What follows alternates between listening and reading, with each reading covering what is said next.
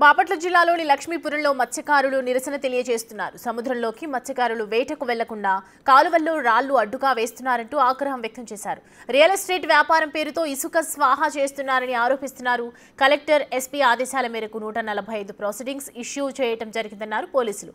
ఉన్నతాధికారులతో మాట్లాడి మత్స్యకారుల డిమాండ్ల పరిష్కారానికి చర్యలు తీసుకుంటామన్నారు.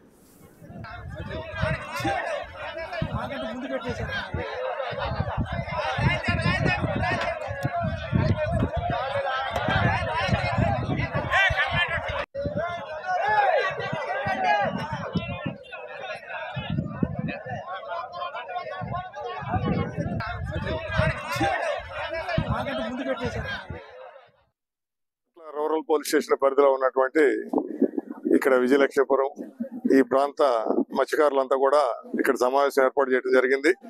ఇక్కడ రియల్ ఎస్టేట్ వ్యాపారం చేస్తున్నటువంటి వ్యక్తులు వాళ్ళు వేట కోసం సముద్రంలోకి వెళ్లేటువంటి కాలువని గత 4-5 రోజుల నుంచి రాళ్లతోటి పూడ్చుతున్నారని, వాళ్ళ జీవనం దెబ్బతిందని, దాని మీద మాకు న్యాయం చేయాలని వాళ్ళు ఇక్కడ రావడం జరిగింది.